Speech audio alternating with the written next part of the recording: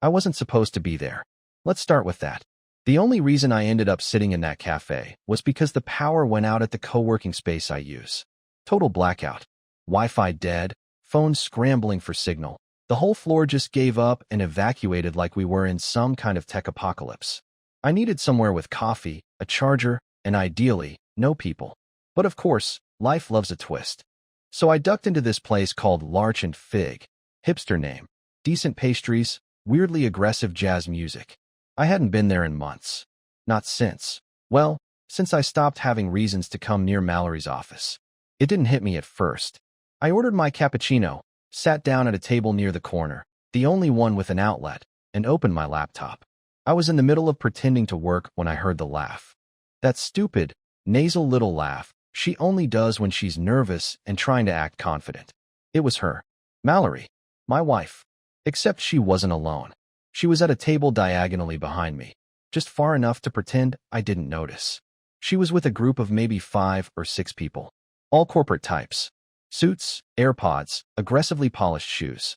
I recognized a few from her office Christmas party last year, which I wasn't even technically invited to, by the way. She said it was for internal teams only. That's a whole other story. They had folders open, laptops propped up like little privacy shields. Definitely a meeting. That part wasn't suspicious. She told me she had a strategy synced that morning. But here's the thing. Last night, she told me the meeting was canceled. She said the manager had a family emergency. She even made a joke about finally getting to sleep in a bit. So when I saw her there, fully dressed, fully engaged, leading the conversation, I froze. At first, I thought maybe I got it wrong. Maybe it was rescheduled. Maybe it was nothing. Until I heard her say, casually, "If Everett ever found out, I think he'd implode." My name is Everett. I didn't breathe for a full 10 seconds. My hands went ice cold. I didn't even turn around. I just stared down at my screen like the words there could save me from what was happening. And then she said something worse. Something that made my ears ring. I wanted to believe I misheard her. I even typed something random into my Google Doc just to feel normal for a second, some sentence about supply chains and marketing logistics. I don't even work in marketing. I just didn't know what else to do. My palms were sweating so badly I left smudges on the keyboard. And then she spoke again. Mallory leaned in, not whispering, but that fake private tone people use when they want to pretend they're being discreet, all while making sure everyone hears.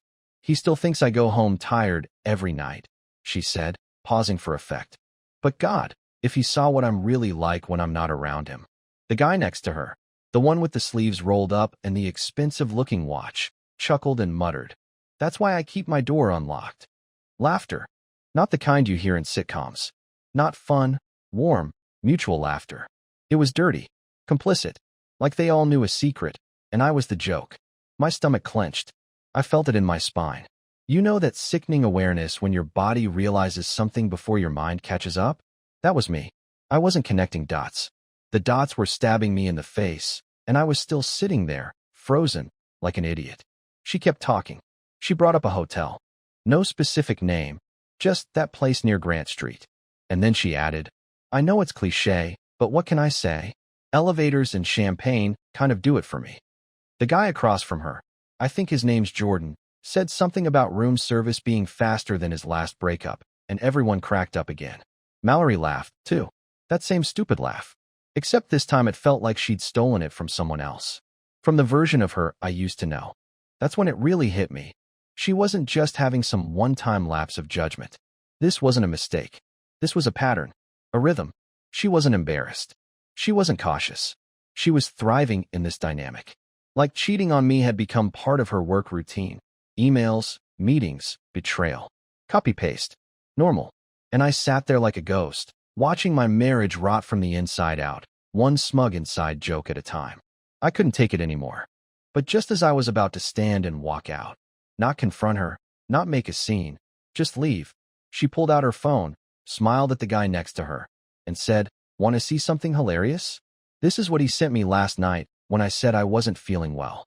She was talking about me, and I remembered exactly what I sent. Word for word. There's a very specific kind of pain when you see your vulnerability used as entertainment. It's not sharp like a knife or sudden like a slap. It's slow, burning, like someone holding a magnifying glass to your chest. letting the sun cook you from the inside out. Mallory tilted her phone just enough for the others to see. I couldn't see the screen from where I sat, but I didn't need to. I remembered exactly what I wrote the night before. She told me she had a headache, that she was going to bed early, and I, like the gullible husband I apparently am, sent her a message saying, "Okay, love you. Please rest. I'll heat up the soup in case you get hungry later. Let me know if you need anything, even if it's just company." It wasn't even a grand gesture.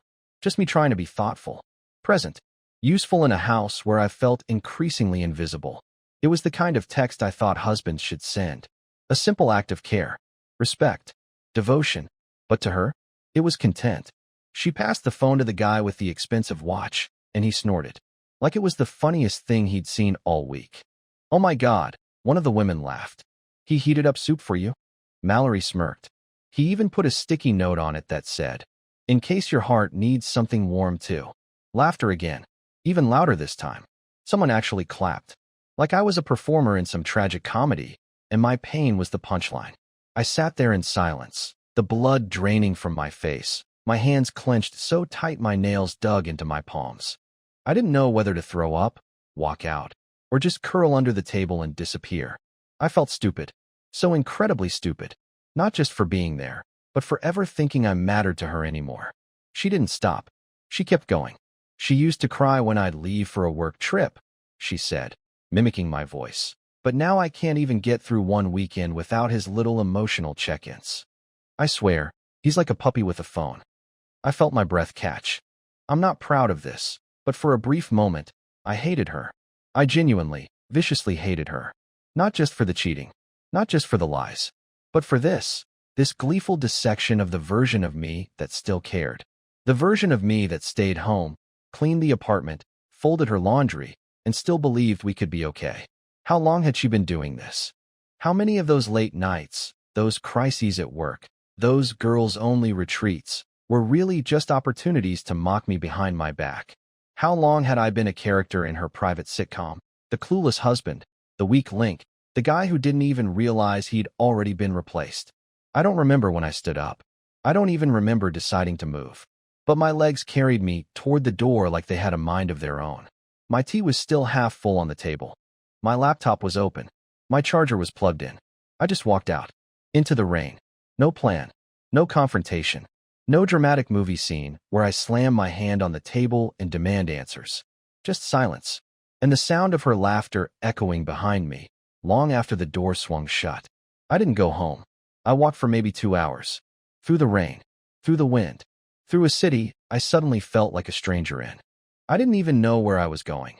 I just kept moving, as if some part of me believed I could outrun the image of her passing my text around like it was a joke.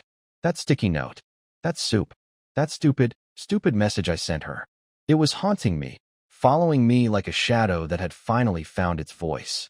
I ended up at the riverside benches near Claybridge Park, the ones we used to visit back when we first moved to the city. It was mostly empty, just some teenagers vaping under the awning and a guy in a soaked hoodie asleep on a bench. I sat there, shivering, trying to make sense of how I got here. Not just physically, emotionally. Because here's the ugly truth I didn't want to admit. I knew. Deep down, I've known for months. Maybe longer. There were signs. The late work nights that turned into entire weekends.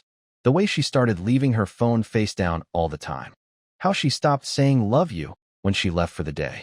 At first, I told myself I was imagining things.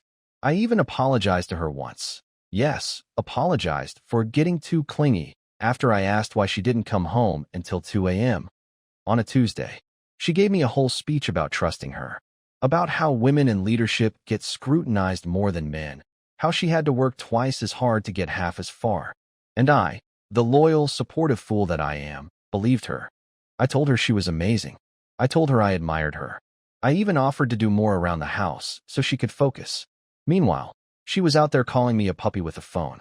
I wanted to scream, not just out of rage, but shame. Shame for letting this version of me exist. I had become so small, so pathetic, so completely disconnected from my own spine. I was proud of being the nice one, proud of being patient. But now I was starting to think I'd mistaken weakness for kindness. And I wondered, not for the first time, if that's what she saw in me all along. A soft place to land. a backup generator, a doormat with arms. That thought almost broke me. I pulled out my phone. I wanted to text her. I don't even know what I was planning to say. Maybe I wanted to catch her in the lie. Maybe I wanted to confess that I'd been there, that I heard every word. But instead, my thumb hovered over the message app and then switched to our shared photo album. I don't know why. Maybe I needed to remember that we were real, that there was something between us once. I scrolled back months. Birthdays, vacations, brunch selfies. And then I saw it. A photo I didn't take. It was from 3 weeks ago.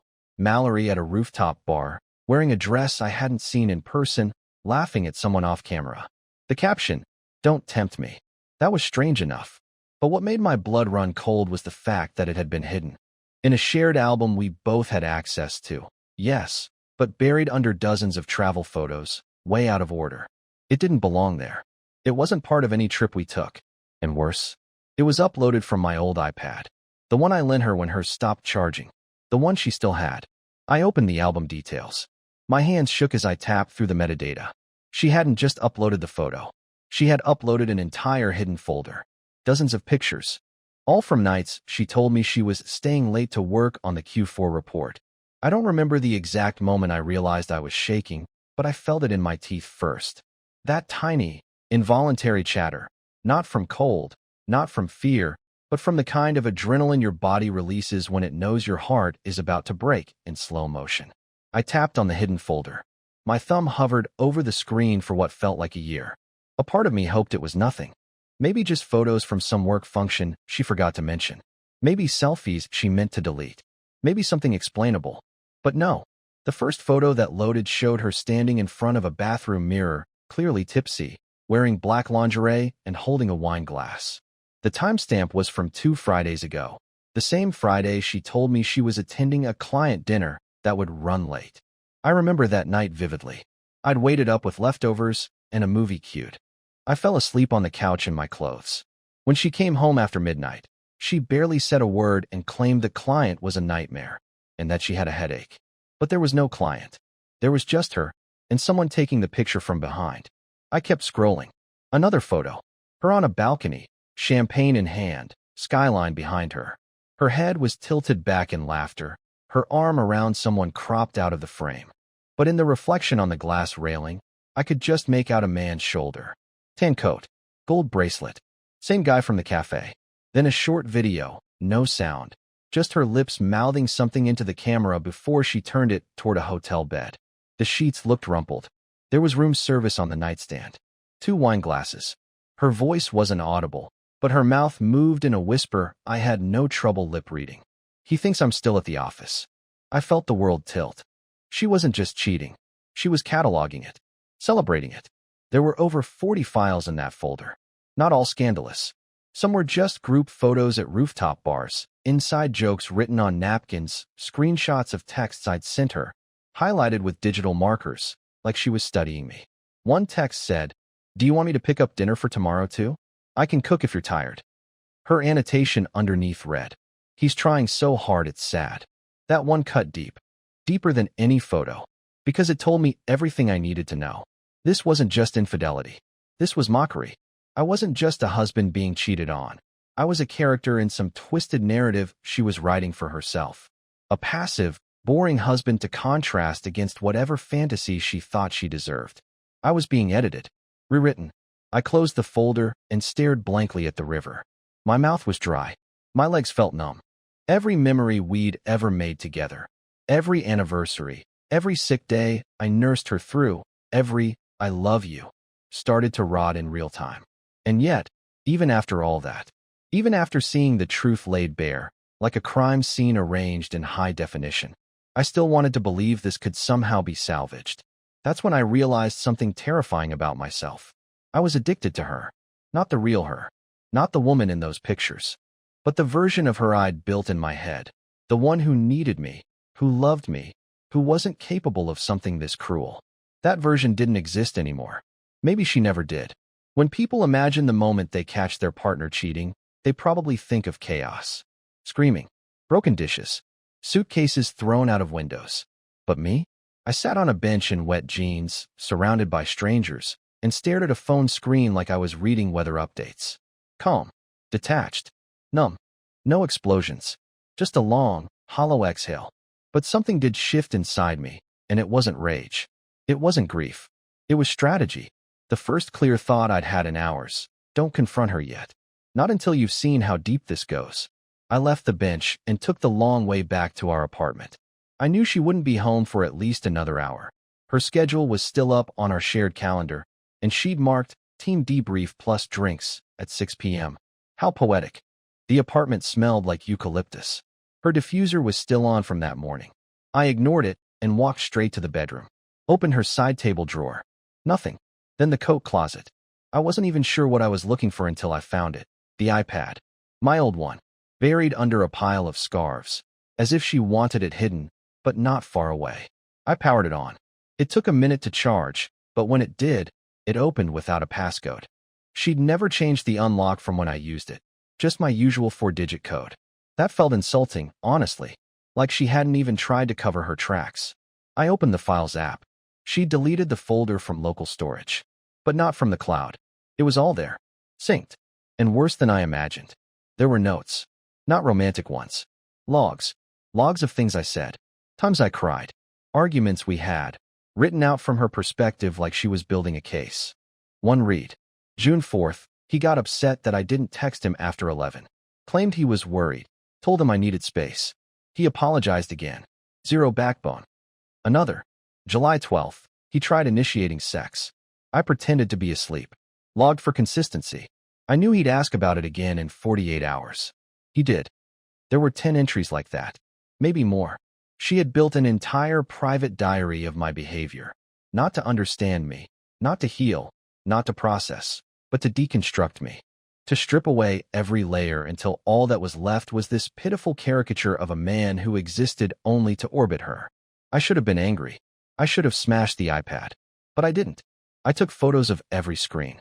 Every note. Every timestamp. I uploaded copies to a private folder in my own cloud account and encrypted the hell out of it. Then I backed it up to a flash drive and hid it in my desk drawer under a false bottom she didn't know about. Because for the first time in years, I wasn't reacting. I was planning. I didn't sleep that night. I laid in bed with her beside me, snoring softly like she hadn't just spent the evening lying to my face. I listened to every breath. I thought about how long I'd lived in her version of the truth. How much of my identity had been shaped by her perception of me. How many times I'd asked myself, am I overreacting? Or maybe I'm just too sensitive. And then I realized something brutal. She didn't just betray me. She rewrote me. And I let her. But that ends now. It's funny what silence can do when it's deliberate. Mallory had no idea anything had changed. She kissed me on the cheek the next morning like it was any other day, humming while brushing her teeth, sipping the smoothie I made for her, without realizing I'd added just a bit too much ginger, just to watch her flinch. She didn't notice. That was the point. I spent the next week living like a ghost in our own home, observing her the way she'd clearly observed me for months. Except my version didn't involve mocking her in diary entries or whispering behind her back. Mine involved preparation. Digital, legal, psychological. I started with the finances. Over the years, I'd been the one to manage the boring details. Rent, subscriptions, credit cards, taxes. She always told me she couldn't be bothered with numbers. That laziness was now my greatest advantage. I opened a new checking account in my name only. I changed the passwords to all joint services, streaming platforms, utilities, even the grocery delivery app, and updated the payment methods to draw from the new account. I didn't close anything. I didn't move any big amounts that would raise red flags. I just duplicated and detached, one slow step at a time. Quiet. Next, I reached out to a friend of mine from college, Brandon, who now worked in cybersecurity compliance. I asked him, casually, what kind of tracking software could log device usage from a distance without flagging alerts. I framed it like a hypothetical. For a script I'm writing, I said. He laughed, gave me 2 suggestions, and said, let me know if your script wins an Emmy for pettiness. I laughed too, but only with my mouth. I installed a tracker on the iPad. Nothing malicious. Just enough to ping me when new files were added, deleted, or moved. It would run in the background, invisible to the average user. Mallory would never know. If she continued uploading logs or photos, I'd know the moment she did. even if she deleted them seconds later. She was making herself predictable. I was just taking notes now. The real twist came the following Thursday. She told me she'd be staying overnight in the city for a corporate leadership offsite. Her words, not a trace of hesitation. I just nodded. Need me to feed the cat? I asked with a smile. She kissed my forehead and said, "You're the best." Then she left with a duffel bag and a curling iron I'd never seen before. At exactly 9:47 p.m., I got the ping. New photo uploaded. I opened the feed. It was a mirror selfie. Low hotel lighting. Champagne in the background. She wore a robe, not the one from home. The caption? Missing meetings like this should be illegal. I copied it, saved it, logged it, and then I made a call. Not to her. To the HR department of her company. Now, before you think I was trying to destroy her career, no, I didn't report anything. I just asked an anonymous question about company policy regarding relationships between employees of the same team. I was transferred twice. Eventually, a woman named Stephanie told me that while consensual relationships weren't banned, they had to be disclosed if one party had managerial influence over the other. That was all I needed to know. Because I remembered the guy from the cafe. Gold bracelet. Tan coat. That was Liam, her new junior marketing analyst. The one she'd once described as bright but easily distracted. Ironic. I didn't tell Stephanie anything else. Yet. But I filed that conversation away like a loaded weapon I didn't have to use just yet. Because Mallory's game was built on two pillars, secrecy and superiority. And I was about to start removing both, brick by brick. The best part? She still thought I was clueless. She still called me from her off-site, complaining about how boring it was, how stuffy the breakout sessions were. I told her I hoped she got some rest. She told me she loved me, and I told her I believed her. It was the easiest lie I'd ever told. Mallory came home from her off-site on a Sunday morning, smelling like the hotel shampoo she never used at home. She kissed me on the cheek again, like we were still living in the same movie. I smiled. I asked her if she had fun. She said it was exhausting but productive. I nodded and said I was proud of her. That was our last lie. I didn't confront her that day, or the next. I waited, not because I was scared, but because I wanted to do it right. On my terms. See, I wasn't planning a revenge fantasy. I wasn't going to burn her clothes or leak the photos. That's not who I am. That's not who I ever want to be. I wasn't going to become the monster she quietly built me up to be in her little notes. I had a better ending in mind. One she'd never predict. So here's what I did. I waited until the weekend after next. She was out shopping with friends, or friends, if we're being real, and I packed my things. Only what I needed. My books, my laptop, my clothes, the cat. I left the rest behind. Let her keep the apartment. The furniture. The wedding china we never used. I left a letter on the kitchen counter. It wasn't angry. It wasn't dramatic. It wasn't even long. It just said, Mallory, I know everything. I knew it at the cafe. I knew it when you laughed at me behind my back. I knew it when I read the logs and saw the photos and realized you weren't just unfaithful. You were proud of it. I'm not angry anymore. I'm just done. No fights. No drama. No revenge. Just peace. You can keep your stories. I'm finally writing my own. Everett. Then I walked out and locked the door behind me. It's been 4 months since that morning. I moved across town. Started fresh. Smaller place. Closer to the river. I take long walks after dinner now. I adopted another cat. I deleted the photos, the backups, the notes. I let it all go. Not for her. For me. Mallory tried calling. Once. Left a voicemail that started tearfully and ended cold. I never responded. She didn't try again. Somewhere out there, she's probably still rewriting history, making me the villain of her narrative. Let her. I don't need to prove anything anymore. I don't need an audience. Because for the first time in years, I'm not surviving someone else's version of my life. I'm living mine. And that's enough.